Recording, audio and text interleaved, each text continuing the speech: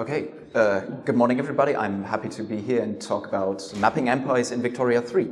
So Victoria 3 is the newest historical grand strategy game by the Swedish development team and publisher Paradox Interactve. And it was criticized even before its release in last year. In this game players assume the role of state leaders who influence the politics, economy and the society of the states they manage. The game's historical setting is a long Victorian era, spanning from 1836 to 1936. Prior to its release, as mentioned, journalists pointed out or confronted leading developers with the fact that this historical period was shaped by colonialism and imperialism. And as a response, the developers claimed that they tried to engage these issues critically, for example, by redesigning the map of the game. So, in contrast to Victoria 3's predecessors, many indigenous territories are charted on this new map. The team's choice to engage these issues in part by redesigning the map is a truly interesting one. Maps often serve as the main element of visual presentation in digital strategy games, but also are the playground for the players. Yet their significance goes even beyond that. Ted Friedman convincingly argues that maps have an inherent narrative quality. He adds that maps always convey subjective ideas. And this then raises the question, what kind of stories are these maps telling? And I want to propose an answer to this question for Victoria 3. So, according to the developer's statement, their studio drew inspiration from historical material from the Victorian era. And I assume that they may have also used historical maps from the period as inspiration for the UI design of the game. But then, as Thomas J. Bassett points out, these maps, or maps from the 19th and 20th century, served as an instrument of power and were vehicles of a colonial and imperial ideology for imperial states of this time period. So my assumption that they used these maps leads me to the suggestion that they either consciously or unconsciously transferred this ideology of the models onto the world map of the game. And this map you're seeing here is one of the most famous ones for the British Empire from the end of the 19th century and portrays the colonial endeavors by leaving out everything that's not British and presenting it as blank space and having all these cartographic elements and visual design attempts and figurines. But it must be, to understand the cartographic narrative of the world map of the game, we first have to look at what elements are represented. So we have the colorized states here, which are referred to as countries. And they are further differentiated into either recognized or unrecognized powers, and I'm coming back to that in a second. And the most important great powers at the start of the game are, for example, Great Britain or France. That is why I marked them here. And these countries are then differentiated from the so-called decentralized nations. These are indigenous governmental structures which are not playable at the moment and not presented as fully colorized on the game map. So, before turning to the map itself, it is important to comprehend how the game expresses the differences between these different forms of government. And to do so, I will briefly look at the definitions provided in the game and also some gameplay mechanisms related to these. So the sharpest distinction is drawn between the countries and the decentralized nations. Victoria 3 defines the latter as, quote, nations that share most properties of countries, but with a lack of centralized power and or will to enforce borders. This makes them prone to colonization by countries who do not see them as equals, end quote. This definition then prescribes a hierarchy and a dualism between these kinds of governances in favor of that of countries.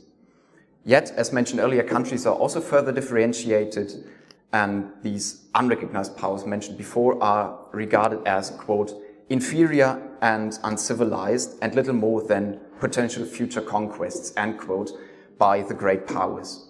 While both decentralized nations and unrecognized powers are defined as inferior to the recognized countries of the game, their possibilities assigned by the game mechanics differ greatly. Unrecognized powers have the potential to become acknowledged by an already existing recognized power and thereby gain status on the international political stage in the game. In contrast, it is not even possible for these decentralized nations to centralize themselves, which prohibits them from gaining international recognition. So, this spatial discourse of the game is thereby dominated by the Western great powers, as they have the power to define what is the other in contrast to themselves.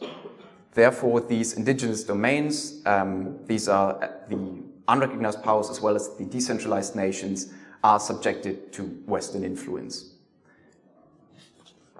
So, having pinpointed the game's spatial discourse, we can finally turn to the in-game map itself. Firstly, the map can be summarized as a state territorial paper map. This is a mode of cartography that reflects the nation-state principle of the 19th century according to the historian and geographer Jeremy Black. The map visualizes the unequal status of countries and decentralized nations through its use of color. Then the in-game map resembles such maps from the 19th and 20th century, as such color coding was often used to depict civilizational superiority of European or Western-oriented nations. However, the map of Victoria 3 uses this rhetoric only in regard to the governmental centralization, because the differentiation between recognized and unrecognized powers is not reflected on the game map itself. Accordingly, then, these color-coded states are countries on the world map that are Western states or those unrecognized powers with a government form that is Western enough so that they can be potentially become recognized by Western states and thereby fall into this category of westernized state. In the run-up of the game, the studio announced that the map does not represent parts of the world as blank spaces as they did in the previous games. Such blank spaces fulfilled the function of marking areas as open to colonial endeavors by erasing the presence of indigenous populations. By mapping these indigenous territories, the space represented on the map gains a meaning and becomes a place, and I'm referring to the territories itself becoming a place and not smaller locations within the game. However, this charting of indigenous structures or governments does not really shift the spatial discourse presented in the game, as the game mechanics enable colonial expansion into these indigenous territories of decentralized nations as the only way of interaction between countries of the Western model and decentralized nations. Coupled with the hierarchy presented in the tooltips of the game, the definitions provided by the game, the claim to these places is then shifted to the Western states or states following the Western model. So while it is not necessary to engage in colonial expansion in Victoria 3, the developing team points out that colonialism is an effective strategy to gain resources and thereby improve the output of the economy of the state you play as. As a result, territorial possession becomes the basis for economic power in the game. And Adam Chapman actually characterizes such a relationship as space in games often means power. Transferring this idea to the cartographic practices regarding decentralized nations reveals that the lack of full coloration creates the image of indigenous populations not being in full control over the territories they own. They are hence portrayed as less powerful than the centralized Western-oriented states. Additionally, the only interaction initiated by indigenous populations living in these decentralized nations is the so-called native uprising in reaction to colonial expansion into them. So they're always reactive and in an antagonistic position, as you cannot play as these indigenous populations. Additionally, so this terminology of an uprising is also very problematic because it suggests an unlawful revolt against a lawful government. And I mean, it's colonialism, so the legitimacy of these governments must be questioned. So the observations made so far concern the material map of the game. Zooming into it, it becomes replaced by this living map. This living map is then a landscape simulation with the political territories charted on the paper map, separated by these color-coded borders, which refer to the colorization on the paper map. So, colonial development on this living map is not only represented by these shifting territorial borders, but also the creation and subsequent development of agricultural, industrial, and urban infrastructure. To note, this development of infrastructure takes place in centralized nations only. In this way, indigenous territories of these decentralized nations are reduced to mere landscape, and akin to the myth of, for example, Australia being a terra nullius, these territories on the living map become dissocialized blank spaces, the thing they wanted to stop from happening on the paper map. The absence of structures representing indigenous populations underlines the impression of a non-existent exercise of power over their territories. At the same time, the infrastructure built in the developing colonies of Western states expands beyond the colonial borders into indigenous territories of the region being colonized. While the state territorial map depicts a colonial actual state, the living map suggests a developmental prospect, as this building of infrastructure suggests a subsequent political occupation. If the paper map does not color code future colonial possessions, as was a customary function of maps in the 19th century, this perspective is somewhat suggested on the living map. To conclude, the analysis shows that the different cartographic modes reflect Western dominance in 19th century spatial discourses. It implies the idea of an all-potent empire with all-encompassing control over the colonies and the colonial territory they own.